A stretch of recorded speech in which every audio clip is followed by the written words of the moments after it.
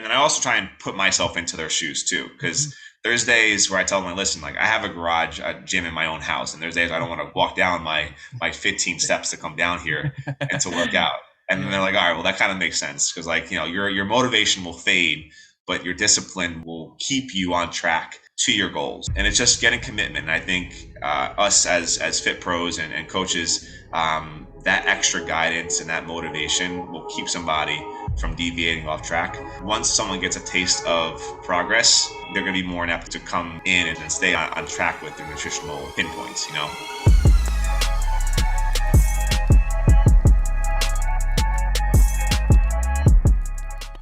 What's up, y'all? DFOS back with another LT360 podcast. As always, I'm super excited, but today's a little different. This is somebody that we've never actually organically had a long conversation.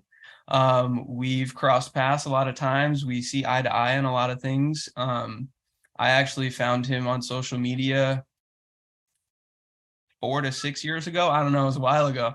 All right. Yeah. And we've just kind of always stayed in connection. I always just valued what he had to say and his content and everything. So we have a lot to unveil here today. You'll see how our paths have crossed. I'm excited to have him on. I think he has a lot of value to bring to you as a listener, especially if you're a fit pro, especially if you're a parent. He is a parent of 3. He's a small business owner. He is the owner and founder of Rise Performance and Wellness, and he is in South Jersey. I'm super excited to have him on today. His name is Mike Tummi, Coach Mike Tummi. Thanks for having me. Goes by a lot of names. Of course, man. Of course. I'm excited to dive in. First question, you're in South Jersey, right? Yep. Did you grow up there? I did not. I was born in Elizabeth, New Jersey, which is a little more like towards Newark. Not completely towards Newark, but more northern Jersey. And then my family moved to Colonia. Then from there, eventually met Samantha, my wife. We moved to North Brunswick, and then a few years after living in North Brunswick, we had moved down to Marlton, New Jersey, which is South Jersey, more towards Philly. Cool. Do you enjoy it there? I mean, yeah, you're a Jersey kid. You've got to have a chip on your shoulder, I would assume. You gotta. Yeah. We like it down here so far. So quiet neighborhood we live in. The reason, just being very, very, very blunt, we got more bang for our buck for house. We got more land, more house for our dollar, and we're happy with our decision. So we like it down here so far. It's been good. And if you guys can see, if you're watching this, you can see he's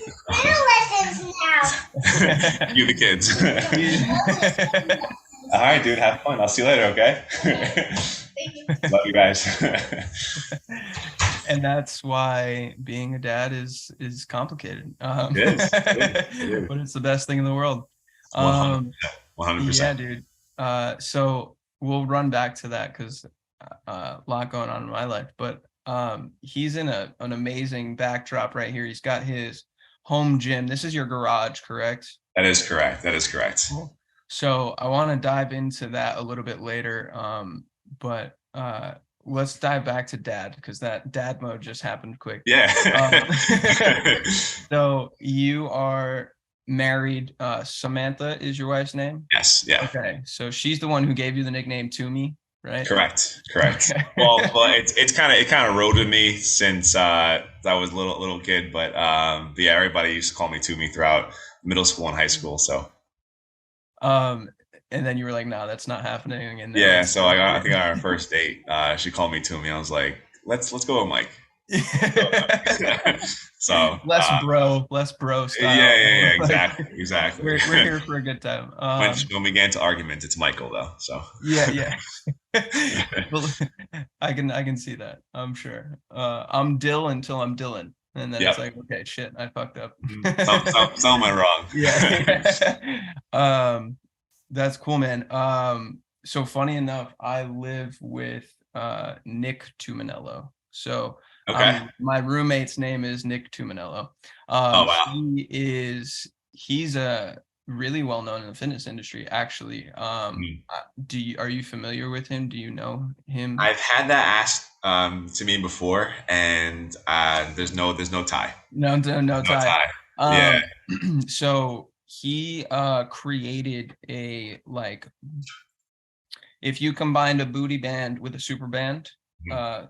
so the concept of it being very thick, right, like Okay. 2 inches wide, Yeah. having the silicone on the inside, cloth on the outside, Mhm. and he created that in super band length. So it is like a Oh, cool. 3 foot long, 36-inch long band, Oh, wow. meant to use around your body, right? So you can put it around your body in different ways. Yeah. Um, he travels all over and crosses all sorts of borders to teach in the industry. He's a Mm. writer for NASM and NSCA and stuff like that. Oh, wow. So So he's really well known. yeah, no, he's extremely respected in the industry. I would highly recommend. I'll share your information or his information with you.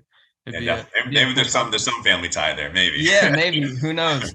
He grew up in Baltimore. Okay. So, yeah, possible. Who knows? You're in the Northeast. You're close. We're close. Yeah, we're only a Yeah, couple of states away. yeah. And then, I mean, it might be a product too. Like, it might be something that you could use in the gym. Yeah, for sure. Absolutely. 100%. Definitely a cool thing that I utilize in Always my looking clients. for new pieces of equipment to add. Yeah. I will say the one thing about having a home gym, there is a never end of searching for new pieces of equipment. Yeah, the new So thing that's really gonna. if you're listening, if you do decide to go the home gym or the garage gym route, be prepared to have a not a deep pocket, but be prepared to spend a little bit. Yeah. You Because it just definitely. constantly keeps coming, and it ever changes with your training at that time. You know what I mean? Correct. So it'll ever change. So one year might be more kettlebell, one more year might be more conditioning work. Mhm. So it'll ever change and evolve through the years. So Yeah, I can definitely see that happening. I don't even have a place to put stuff, and I have like my car is my gym right now. yeah, I yeah, have so much stuff in there, and I'm so excited. I shouldn't say can't wait. It's a bad way to look at things. I'm so excited for the time when I actually have a place to, like, put all of it, and yeah. looking forward to that so much. Oh yeah. Um, so all right, back to you, man. Uh your story, you grew up there. What was it like being in the realm of Jersey? Were you growing up in sports? What drove you to the world of coaching and fitness? I was always an athlete, just by nature. I was always into sports. Whether I played baseball throughout high school, but I dabbled with basketball, flag football here and there. So I was always in that competitive nature. Yeah. And once my sports career ended, I guess you could say, I needed something extra or more to get into, and that just gravitated towards, at the time, bodybuilding.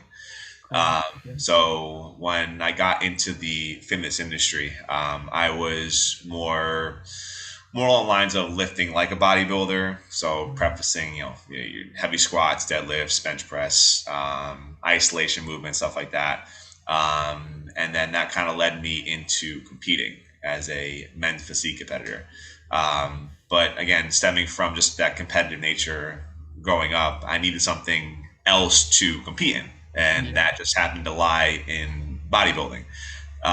So I competed from, I want to say, 2012 to 2000 maybe 16, give or take, for like four Okay. solid years.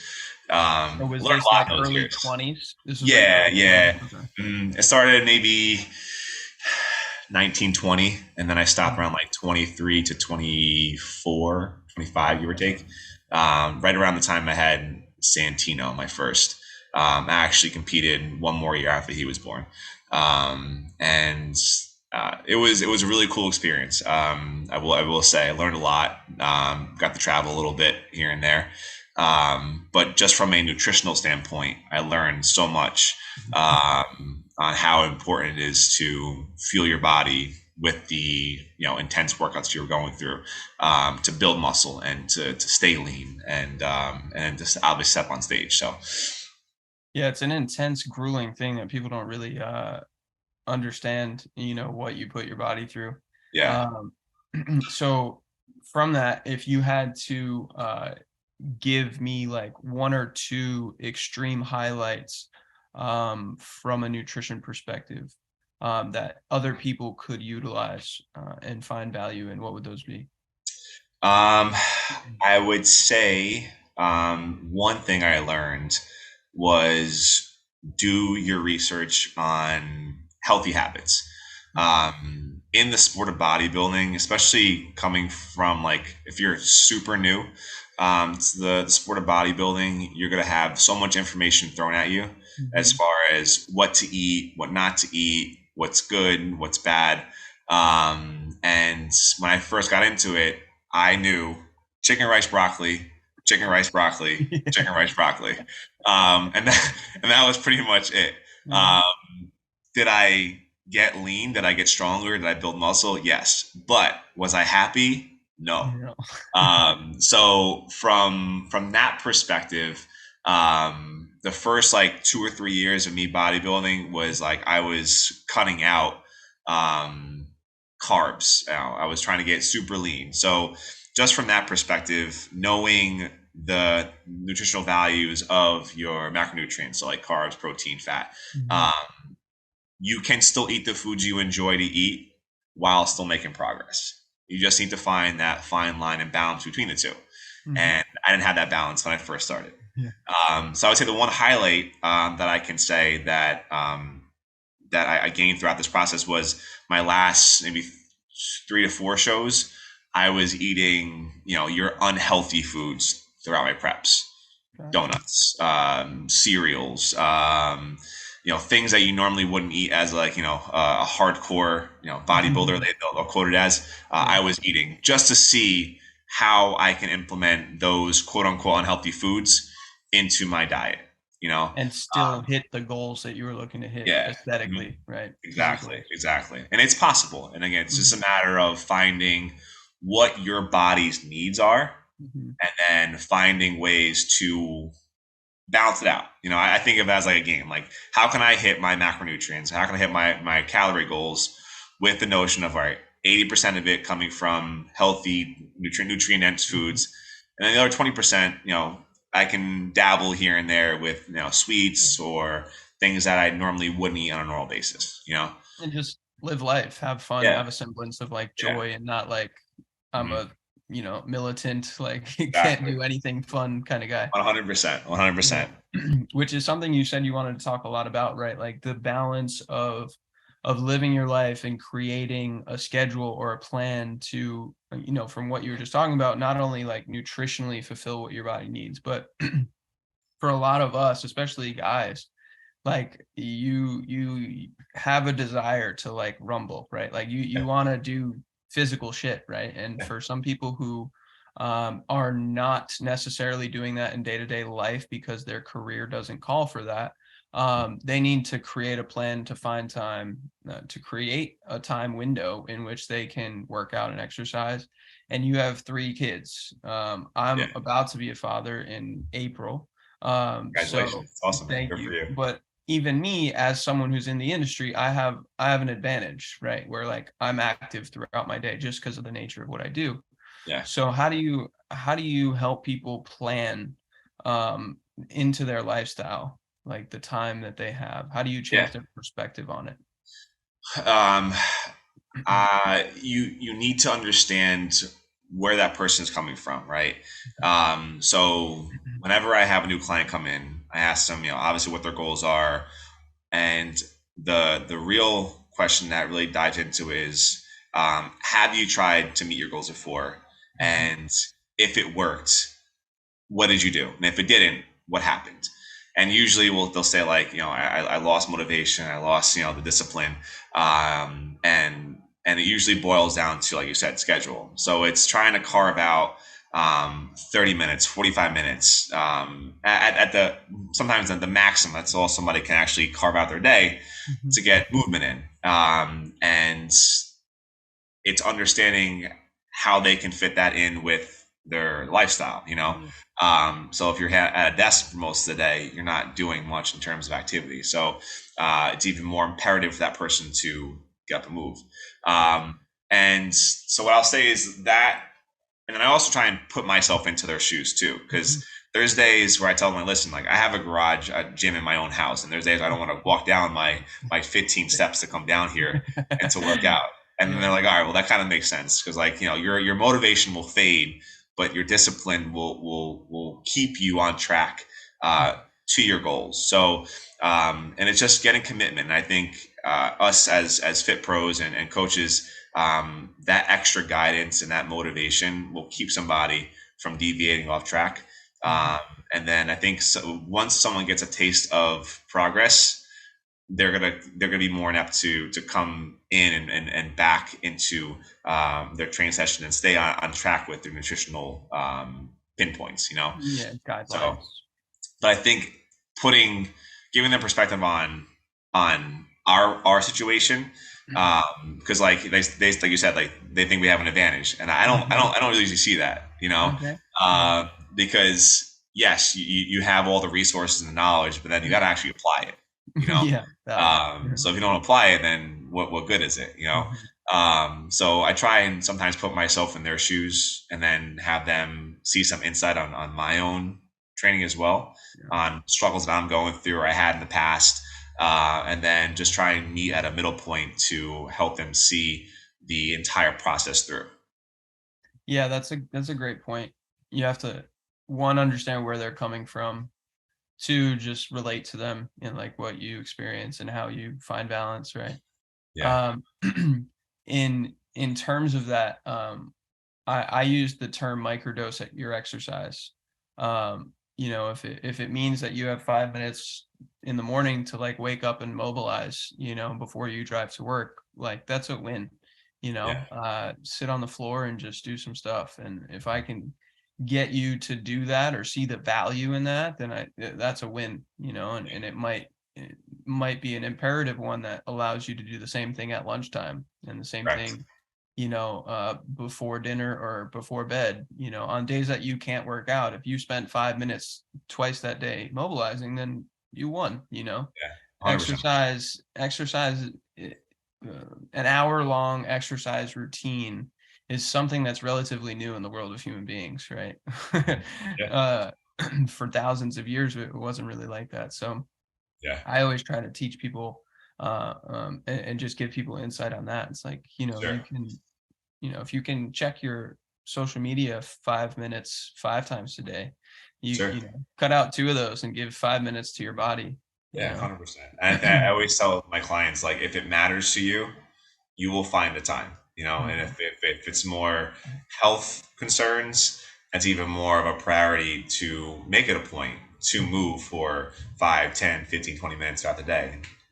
So again, if it matters to you, you'll find the time, and it's just trying to tap into someone's mental state at the start, and then guiding them along the way to see the whole entire picture of the process, and it's never we'll go from the top down, a linear line down in terms of weight loss, right? If usually the goal is weight loss, it's usually like, you come down, you come up, you come down, you come up, but it should have that trend going. And I always tell people, my clients, like, there's gonna be ups and downs, and I'm like your tour guide.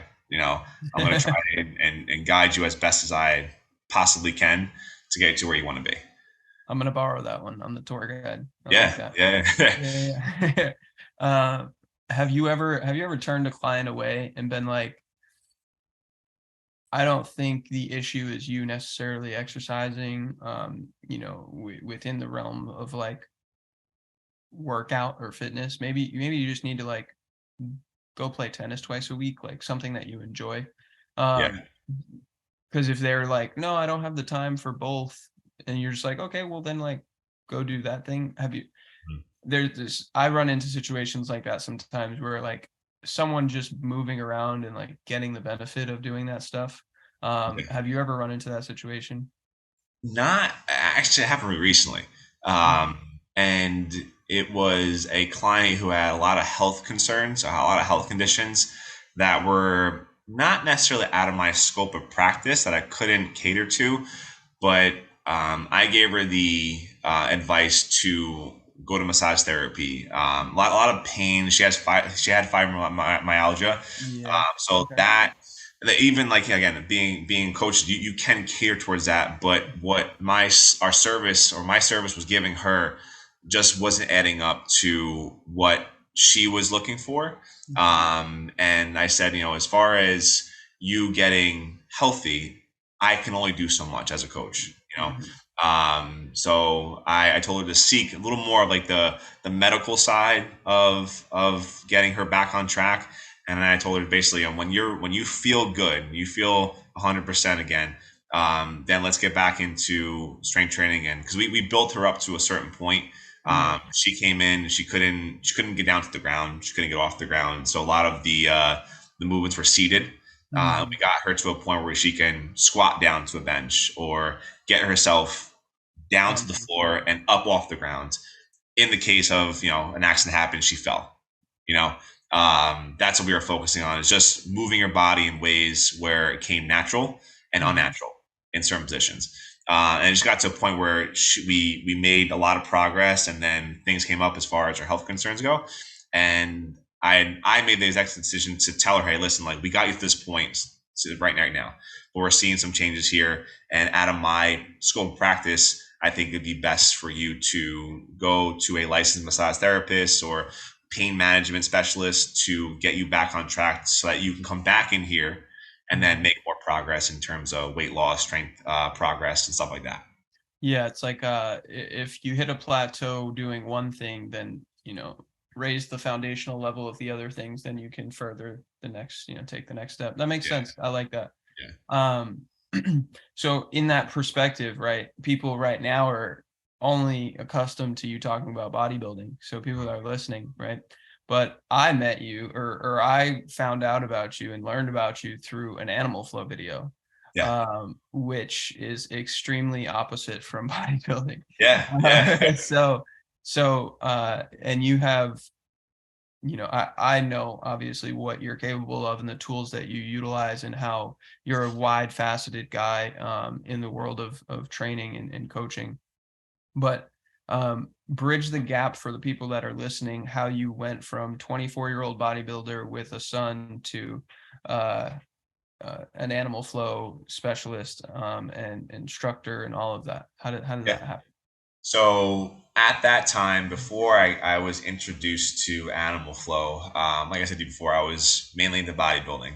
Mm-hmm. And I guess at that time I was, I guess I could call myself young and dumb, or and I was not doing any type of mobility movement drills to cater towards my heavy lifting. And I wasn't, not like I was maxing out every time I went to the gym. I had a program that I was sticking to, and I was gradually making progress. However, I was not doing anything like I'm doing now. So when I was deadlifting one session, tweaked my back, it was like it put me out for a couple of days. I could barely sit down. Like I had to crawl around my house, and I was like it was not a good situation. So it kind of opened my eyes in that sense, where I needed something to, like you said, bridge the gap between lifting heavy Mhm. weight, but also moving my body where I can have the two meet in the middle. Mhm. And I was introduced to Animal Flow by one of my, at the time, college teachers. Mhm. His name is Chris Flores. He's a master Animal Flow instructor. And we were talking about it a little bit, and then I saw some videos online. I was like, all right, well, let me try. Mhm. And after my lower back was healed and everything, I was like, let me try and see how it goes. And my first like actual session, just trying some movements out, I was hooked. Like this is hard. I'm sweating, and I'm sore the next day, and sore in spots where, like I say, you do a bench press, your chest is sore. Mhm. Um, when you when you do Animal Flow, it's a different sore in spots where you don't think you had, Yeah, you know. yeah. So the first couple months of me learning the movements were a learning curve, obviously. But I was exposed to other movements other than one plane. You have one plane movement in bench press, one plane movement in your squat. Um, Hmm. in animal flow, you're moving in the transverse plane where there are multi-directional movements. You're getting feedback from the floor as far as load and pressure. But that was an eye opener for me when I got injured, and then I was introduced to animal flow in that respect. And you fast forward to now, the two just make sense. You Yeah. can still lift heavy while still being able to move very limber like a yogi. You know, Mhm. um, I so would and I would then say I would say at a much more it's even a different level of yogi, right? yeah, The intensity, uh the transition between the movements, the time you spend in a position, yeah, the goal and the art of animal flow is a little different than yoga. yeah, They overlap on so many things, of course, but 100%. yeah, there's a different level of like I think my like rotator cuff is sore, but like Yeah, a of good sore. Like it feels secure, like right. yeah, And of you're like, you can't experience that doing a bench press or course. yeah, heavy rows and deadlifts. Like there's a different level. It's like when someone does like Pilates for the first time too, right? Yeah, You're like, what? Like yeah, I didn't know I had muscles up in my groin that high. exactly. Like it's a different level of Yeah, intensity. And just overall stability. You feel yeah, so in tune. And I felt, the first time doing animal flow, I ran into it. Are you familiar with GMB? Um, yes. Global. Global move, yeah, Yeah, they're I think. a different version of animal flow. They're more like European style, like an Yeah. Ido Portal. Yes. Yeah. Um, And one thing I learned, and a lot of them overlap as well with, and this is what you were talking about, tying bodybuilding in with the animal flow. When I was in Miami going to an Ido Portal school for a little while, and on the wall it said, isolate, integrate, innovate. And I was Right. like, whoa, Yeah. like, holy moly, like, right? Like, isolate a position or a movement, or, in the sense of bodybuilding, right? Like, one pattern that you're doing, one muscle group, and then you integrate them together. If I mastered, bear crawl, and I mastered, side kick through, right? How do I transition them together, Correct. right? And you're like Yeah. moving them into a pattern, and then you like start to flow multiple moves together, and you just Yeah. start to innovate, Yeah. which is the whole flowing process, right? You're 100%. and I 100%. remember one of the first things watching you do, and I was like, geez, he just like stuck the side kick through and held it. And then like you could see that you didn't know where you wanted to go, but you Mhm. just immediately like transitioned into a scorpion. And like I was like, whoa, like this guy's Yeah. huge and he's moving his body like this. Like this is sick. Um, because all the animal flow stuff I had seen, it was mostly people like my stature, like not very muscularly bound whatsoever, mostly on the shorter side to like 5'9" and lower. And I'm like, this guy is how tall are you? 6 feet? I'm 5'11". Okay, okay. So we're about the same height. So I'm like, I mean, he's taller than most. He's definitely bulkier than most guys that are doing this stuff. And he's doing it with precision, but it's like there's power behind it too, Yeah. and that's the art of it. That's what I find so valuable. And I try to teach people those concepts and sneak them in, right? If you're doing a Bulgarian split squat, how can we do some sort of like scorpion to front kick through to like counterbalance and open the hips up and Sure. train, the movement pattern, apply something to it. So if you want to dive into like what maybe your favorite movements are in the animal flow Yeah. world. Yeah. 100%. I would say anyone who's listening, you can't visually see it right now, but if I had to explain it, and this is coming from Mike Fitch, one of the he's The like the founder founder. of Animal Flow. It's a mix between yoga, modern dance, and gymnastics Mhm. into one, movement program. And Mhm. like you were saying, like I do Portal and Budokan and Yeah. Capoeira. They all have a very overlapping principles, Mhm. but Animal Flow versus yoga versus Budokan versus Capoeira, they all have their own lane, Yeah, yeah, of and course. sometimes they overlap and they crisscross. Mhm. But the thing with Animal Flow is the terms are universal. So Mhm. if I teach you here in the USA, I use side kick through, I use beast, I use loaded beast. You go over to Germany, you go over to Russia and China and Italy. Australia.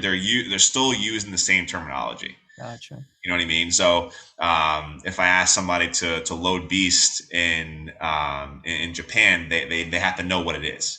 You know, Interesting. um, which is really cool about the whole term Mhm. because it's universal throughout the entire world.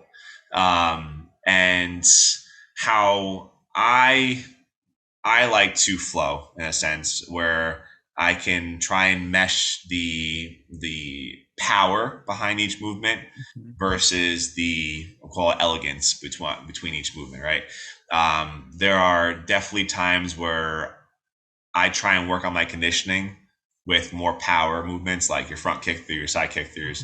Mhm. But then you have your jumping under switches where you're trying to get high, levitate for a couple seconds, Mhm. come down softly. But it's really been a journey because my first workshop I took to take my certification to actually teach Mhm. it. My fingers, my toes, and my shoulders were fried. Really? Everything else is okay, but my fingers and my toes, my ankles, they were gone. Wow. And it was just the fact of being on all fours for I think it was 8 hours for 2 days straight. So and it was learning the basic movements, how to bear crawl or how to traveling beast, reverse Mhm. and forward traveling beast. Um, Getting through your under switches properly, landing the same foot and same hand at the same time, going through your transitions. They wanted to see how well you can not just do the movement, but also relay the movement as if you were teaching it. You know what I mean? Yeah. Which, Proficiency which of is really really teaching cool. somebody else. But like I said, the journey from start to now, I've gotten clients in like their 60s and 70s to move through side kick throughs and wave unloads, Mhm. So that's the other thing too, is it's not for just one specific demographic. You Mhm. know, someone in their early 20s and 30s can do it, and then someone in their late 60s, 70s, and 80s can do it. And I've seen people even do it older, and it's just modifying it, right? So like one of the things Chris was teaching in our level one workshop was if someone cannot actually get down to the floor, you bring the floor to them, right? Like a bench or a table of some sort, and you can still set beast Mhm. from an elevated position, just a different way. And you can still move through some of the movements with less pressure on the joints if they have an issue. Yeah. And then even when I teach my virtual classes and sessions, in a larger group, I'll always give one or two modifications for the movement if someone cannot actually get through that Mhm. movement. You know what I mean? Mhm. Yeah. But it's a stepping stone. If you cannot do that particular movement at the time, it's just you graduate up slowly. Yeah. Um, but the combination of power and grace are definitely tried to be intertwined, not just in my own training, but when Mhm. I work with my clients. No, and that's I think the beauty of it, right? Like everyone loves the idea of the ocean, because it can be like glass and it can be like a tsunami, right? And like you can have the dichotomy of like you're capable of so much, but you can walk around and be this like cool, calm guy, right? And you just like Yeah, chill. And then you demonstrate and emulate a animal in its natural habitat just moving, yeah, and you take that. And I always tell people it's like we're meant to move more naturally than we do a lot of the times in our exercise. yeah, And when your body gets comfortable in the uncomfortable, you're actually getting somewhere. You're actually sure. improving, your brain and your body's physical limits and capabilities.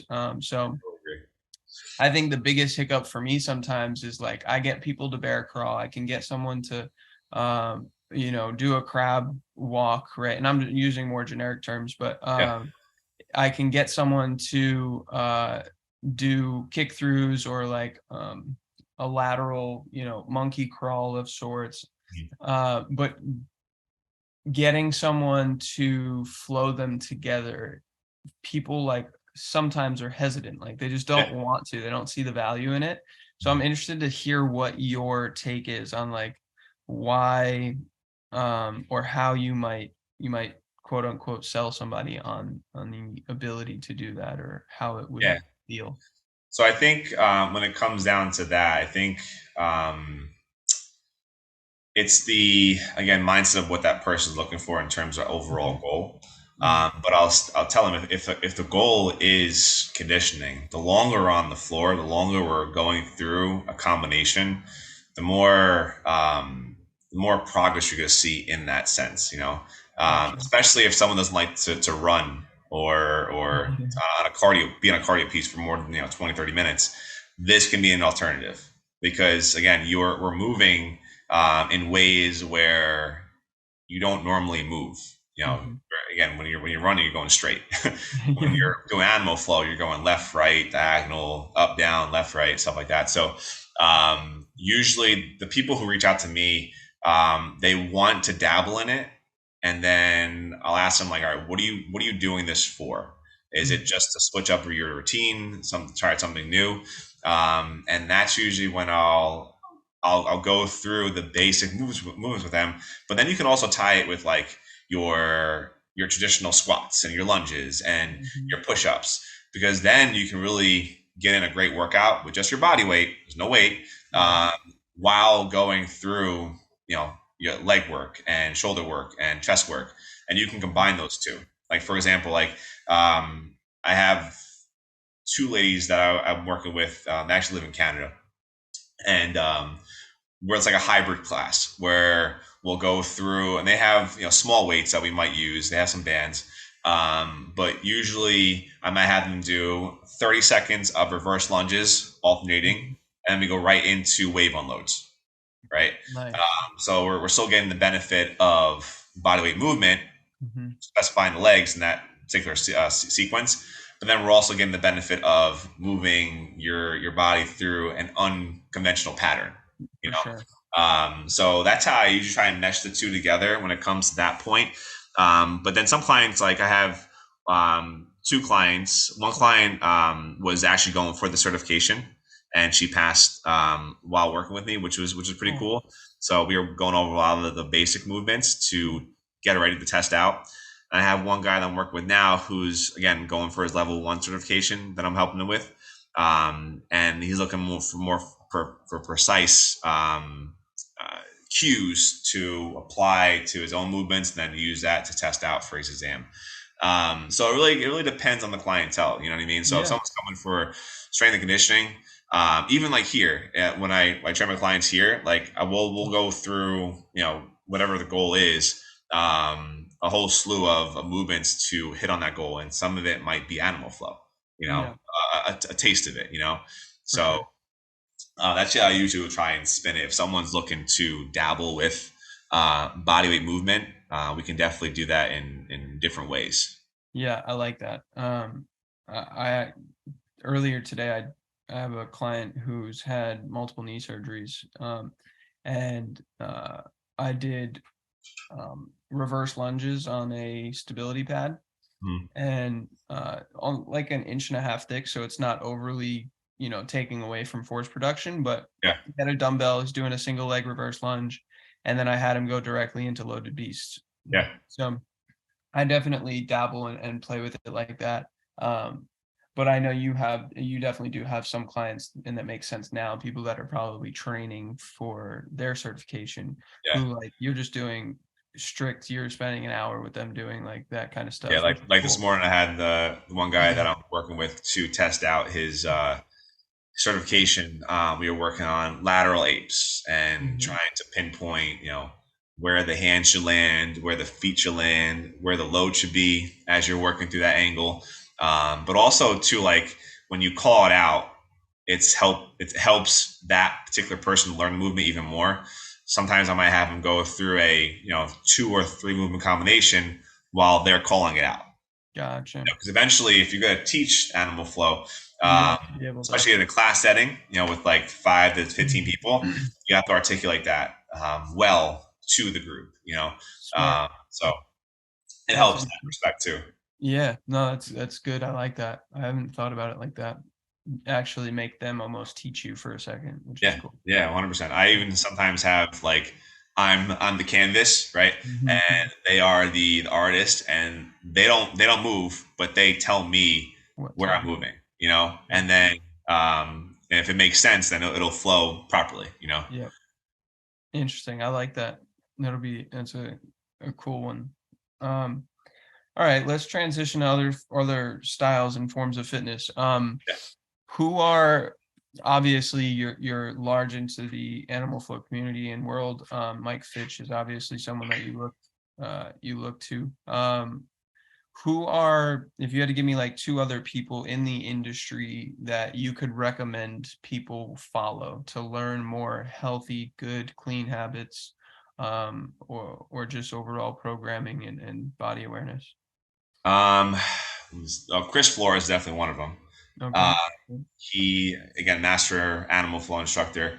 He has his own facility in New Jersey, but more. I think he's north. I think he's near the Westville area.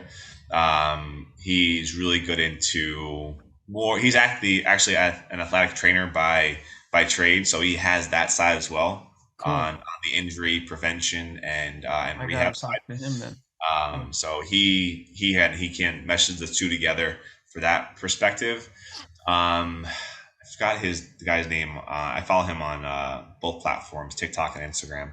I just listened to his podcast. He was on the Mark Bell podcast not too long ago. Give me 1 second. I gotta. Okay. Yeah, look it up. I know, like Move You on Instagram. They're pretty good too. I like watching their videos. They're pretty good in regards to like where like the specific area they're working on is, and when they draw on the actual body. Yeah, they do the body drawing. Yeah, they're pretty relatable too when it comes to certain movements. They're pretty funny. Yeah, I like. They make definitely like entertainment based videos, educational. Yeah. So it's cool. Oh man, I'm gonna have to get. It's like a tip of my tongue. We can circle back to that. I want to know, based on a lot of this, right? Like your perception and perspective on training and coaching and utilizing so many of these different tools and ideologies within fitness. And you said it's you gotta have a little bit of a deep pocket if you want to have a home gym. What do you have in your gym, bro? I can see a squat. Like what are some of the biggest pieces that you're like, there's no way I was going to do this without having? My first piece I bought was the air bike. And that was like at the height of COVID, like just before everything shut down. I was like, all right, if I'm going to do this, I got to get at least something in the gym to keep my mental sanity in check. But I need something that I can, to be a cardio piece of equipment. Sure. So my biggest pieces of equipment at this point, I have an air bike from Zebix Fitness. I have a ski erg from Concept 2. I have a rower from Zebix Fitness. My half wall mounted squat rack, which is that Rogue? That's Rogue. My kettlebells are from Get RX. I have a pulley machine from Titan Fitness. The one thing everybody asks me is like, what do I have on my floor? And it's turf. Yeah. So I got the dimensions and I reached out to this company and I was like, can you cut me this size of turf? They're like, yeah, sure, no problem. And again, height of COVID, the guy came with a freight truck, right? And he goes, can you come and get this? Because you couldn't come close to each other at the time. Yeah. I was like, I can't pull this two-ton piece of turf into my gym. So can you I just work out. I know. yeah, like This is a different. I can probably roll it, but there's no way I'm gonna pull it into the my garage. So I had like him like literally back up the truck into my garage and like lift it down, and then we just pulled it in. That's Um, funny. so that's my flooring. I've actually cycled through some pieces of equipment. Like I sold my rubber dumbbells, um, Mhm. and I bought metal, like the adjustable ones. Oh yeah, Just again, cool. times changed, and I wanted a little more weight. I Mhm. had rubber dumbbells only to 50. I needed Okay. more weight just for the type of training I was doing. Mhm. I have a sled. I have an additional piece of turf that I can roll down my garage for sled pushes Nice. and sled pulls. That's smart. I like that idea. And that's about it. I'm in the market for a treadmill right now, a curved treadmill, just to Nice. finalize like every piece. Yeah. But if I had to put a number on what I spent, when I initially built out the gym, and it wasn't including ski erg, it was around 6,000, which isn't terrible. Which isn't terrible, you No, know. that's not bad. The return on like your investment, not just from like from I obviously it's for a living, but like Yeah. if you're going to a gym, you're spending, let's say the average is like $50 a month, which is on the low end. Mhm. You know, Yeah. Yeah. you times that over the years, you're spending a good chunk of change on your commute and Mhm. gas, right? And then your membership fee, and then your time. You For know, sure. That's a good um, point. the commute going to and from the gym might be anywhere from 10 to 30 minutes, Hmm. to and from. And then you got gas, and then your time. What's your time Yeah. worth? You know, Valid. And then, are you getting some gyms are limited, right? Like if you yeah, go to Orange Theory, right? Like I hate to say it, they've gotten better, but like yeah. you're not doing a wide variety of things, right? It's You're like stuck in that programming. Yeah, yeah, yeah. So to have a little bit more freedom, obviously you want to have the education, which we do, which is great. Where did you get your degree? You got your degree in exercise science? So Mhm. I am certified through the International Sports Science Association (ISSA). Okay. ISSA. I didn't actually graduate college. Oh, okay.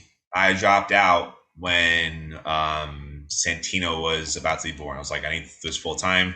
I need to provide, Yeah, and yeah. school is just not it right now. Not doing it. Um, I don't regret it. Awesome. I don't. I No, think tell me. as you can speak to this too, as far as like being like entrepreneur, like Mhm. working for yourself in that regards. Um, I feel as though school is necessary to a point, but it's Yeah. not necessarily a a need to make money.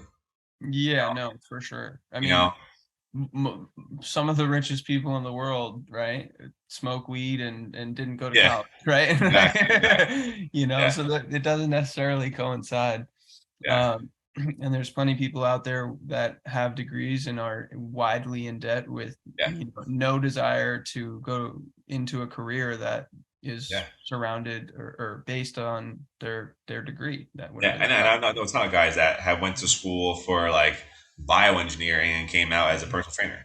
Yeah, You yeah, know? So yeah. there's like there's not necessarily a correlation between the two all the time. So Yeah. I just um, had a friend on that who was information technology and was working for like Verizon, and then he was like, "This is depressing. Like I yeah, feel no value in my life." So yeah, now he's a fit pro, and it's like right, he was lucky enough to not have to like spend a bunch of money on his degree because he played sports and whatever. sure, But either way, it's like, does he look back and think, I probably wish I like studied exercise science and like the body yeah, and whatnot.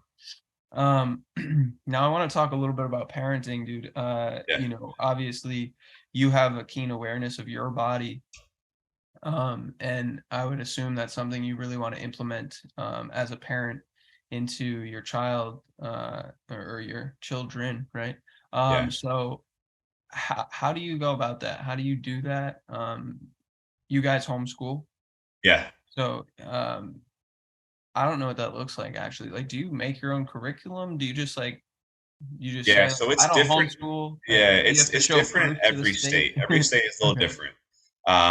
The one positive thing about New Jersey I can say is there One is positive thing. the one positive thing I can say about New Jersey is there are no homeschool regulation laws. You just need to provide your child with a similar experience to what you find in a quote unquote normal school. Um, and we actually converted our den, which is just off the garage, into a homeschool room. Okay. So you got like your posters and like all like your desk and everything. Mhm. But the one thing people ask me and Samantha, my wife, is like, all right, well, what if? How does this work like down the road? Like when things get more complicated than just like 2 plus 2 or like writing out your alphabets. And we always come back with the notion of like, if we cannot absolutely teach it, then we'll outsource. And there are a ton of resources now for homeschool parents. Um, and we're part of homeschool groups that we go to and co-ops that we go to every week. And again, another thing people say is like, oh, well, interaction wise, like you don't get the interaction. And that's not the case. Our kids are normal. You hear all these like horror stories of like, Yeah. if the I would say if the parents are normal, right, to a point, they're not gonna unnormalize their kids. They're gonna socially keep them active and stuff like that. Yeah. They're not Uh, like weirdo, depressive 8-year-olds. yeah, yeah. Yeah. Yeah. I think homeschool has gotten a bad rap, but it's come to light over the years a lot more, especially with COVID. For And a sure. lot of people ask us is like, did COVID make you homeschool, Mhm. or did you do this before? And we were doing this before COVID, so this wasn't really a big change for us. When Santino was born, before that, we had the notion of like we're going to homeschool and this is how we're going to do it. Um, and they're just having a plan. And is every day the best day? No. They are still kids. They have their moments of good and bad.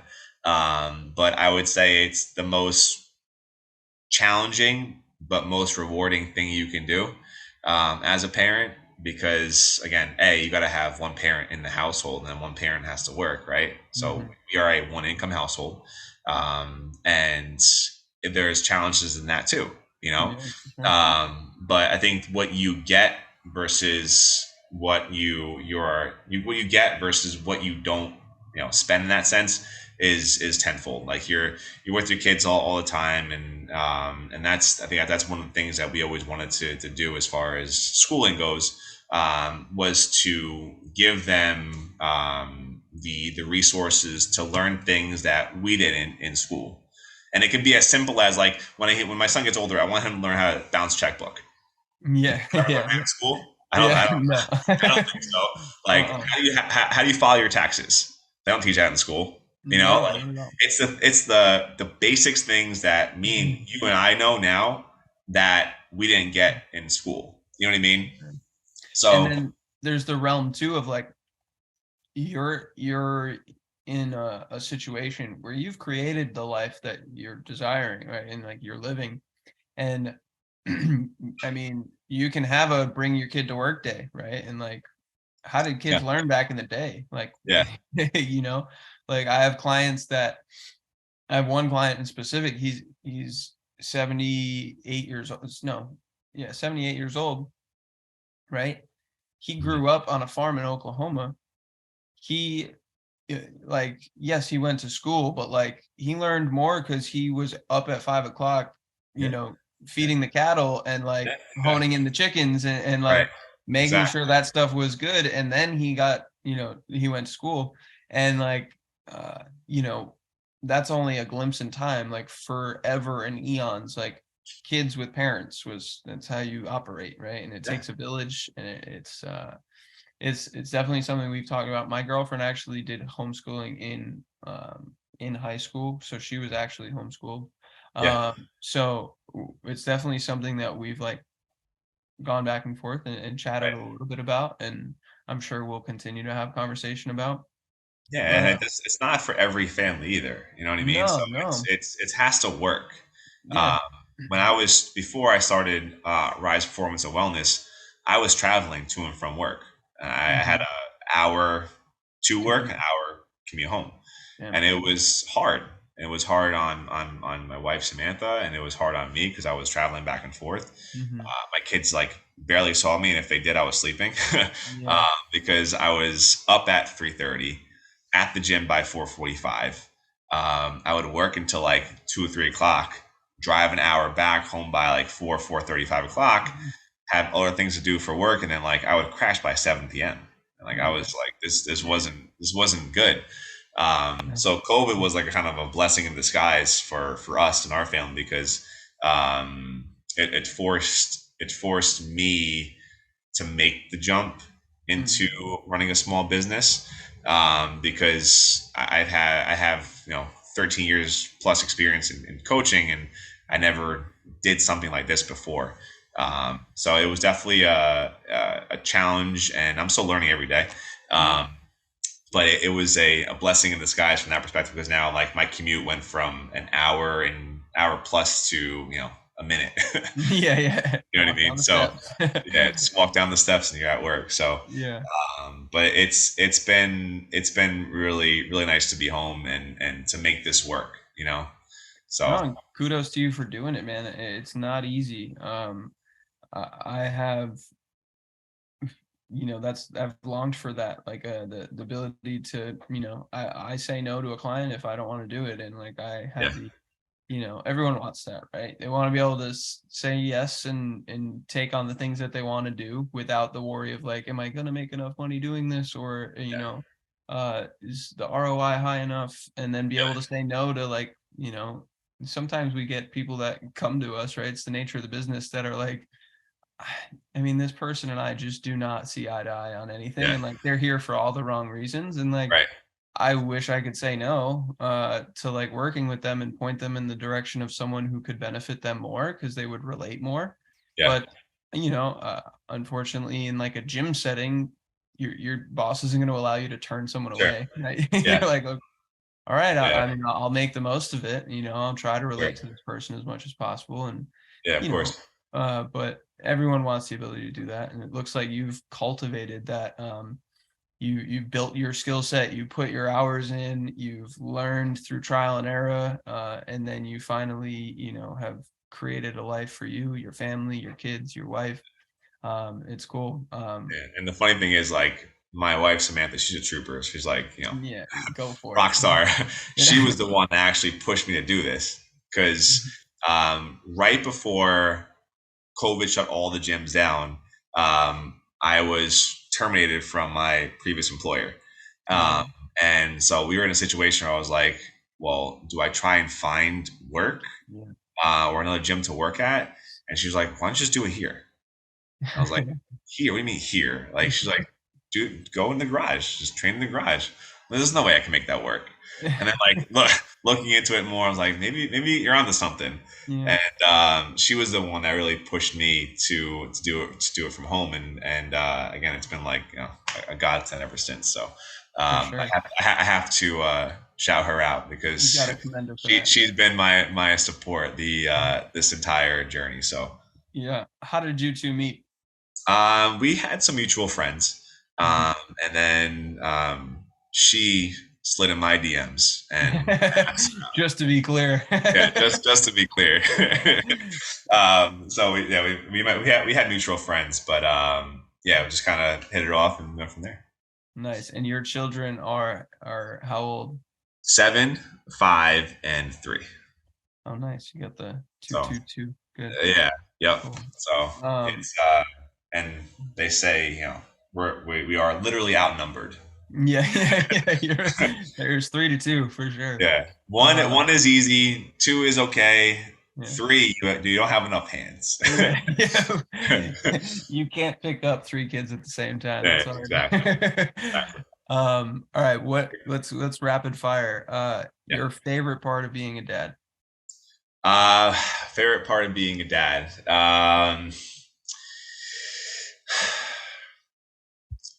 Being able to give them the needs that I didn't get Mm-hmm. growing up. That's something that I always strive for, you know, um, giving them the compassion, the love. Not saying I didn't get that stuff, but like waking up and like making sure like they're good.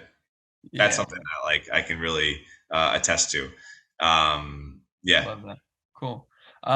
Favorite book of revolving fitness? Oh my gosh, I just read it last year. It's by Tim Grover.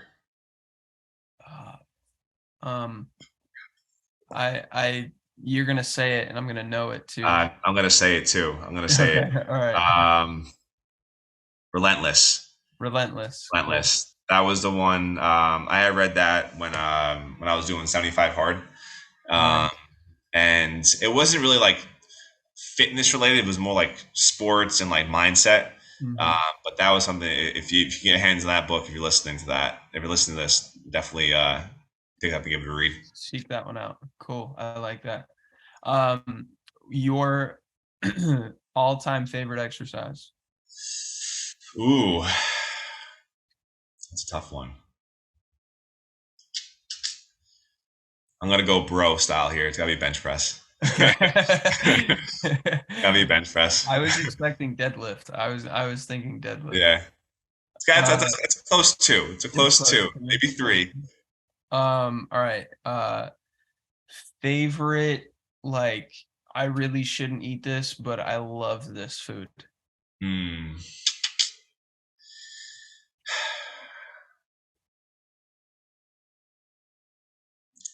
A warm cinnamon roll, Oh my gosh, bro. Yes. freshly baked, with icing on top. Crazy. Warm cinnamon roll. Or I know we're getting towards the holidays. Pumpkin or apple pie. Yeah, you can't go wrong Now, with either one of those. my hutch or my thing with both pies is if you're eating pumpkin pie, it's gotta be whipped cream. Okay. And if it's apple, it's gotta be vanilla bean ice cream. I've That's it. seen that one done for sure. It's gotta be.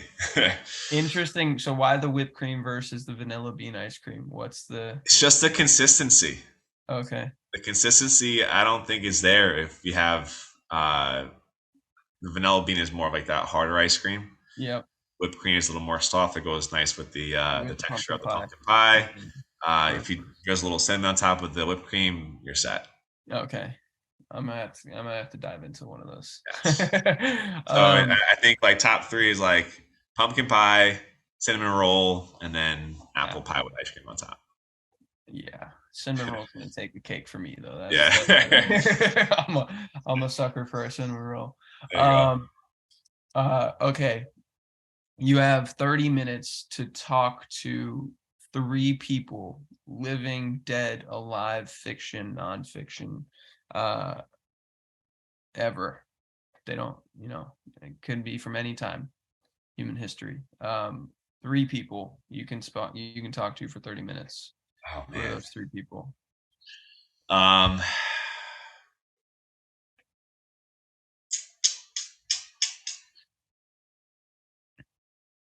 thinking. Hold on.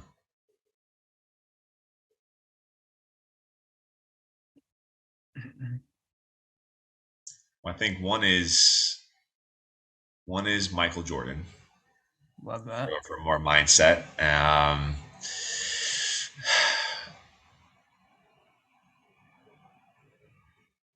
Number 2,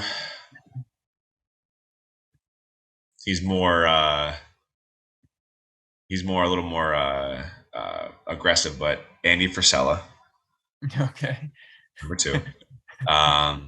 Sometimes need someone just like give it to you straight. yeah. He'll do that for sure. And then number 3.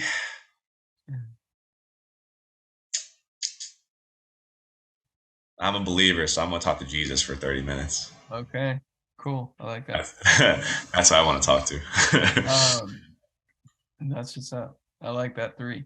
I I used to religiously end with that question. And it's so interesting to hear, you really get to know somebody when you like ask them a question like that. You're like, how's their mind Yeah. operate? It's cool. Yeah.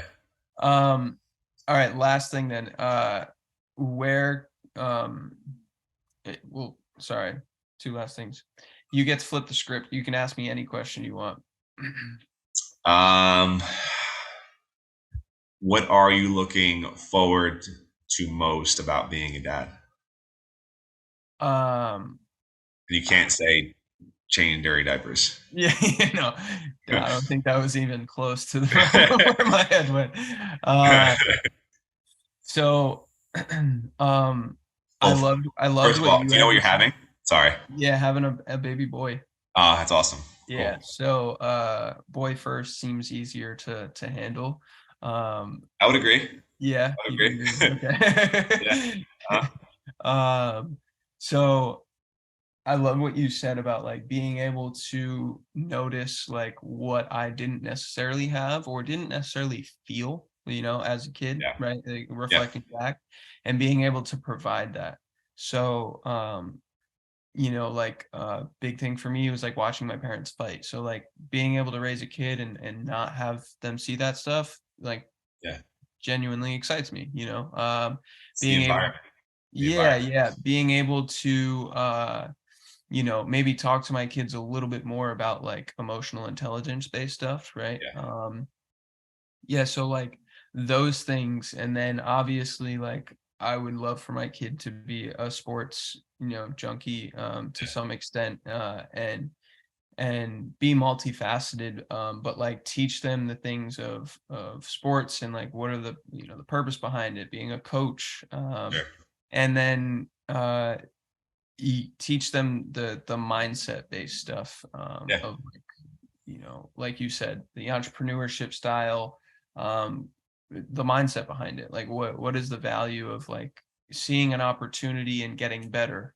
Every event, every person, every opportunity you come across is an opportunity to improve yourself, Yeah. and reflect on that. Yeah, so I think those sorts of things excite me. And just obviously caring about something like I've never cared about anything in the world. So Yeah. Yeah. that's a You're gonna different get it. story. You're gonna get a heavy Yeah. dose of that very soon. Yeah. When is she due? April 4th. Cool. April 4th. So we have a lot going on. The holidays, the new year, we have to move actually like right before. So we're trying to find a place and everything. So it's a lot of moving parts, which is Yeah. exciting, exhilarating. You People are sound you like, sound like me and Samantha. So yeah. right before we had Santino, we were in the process of moving. We had moved into our condo at the time, January 11th, Oh, wow. and January 22nd he was born. So like it was like cutting Yeah. it close, like a hot knife.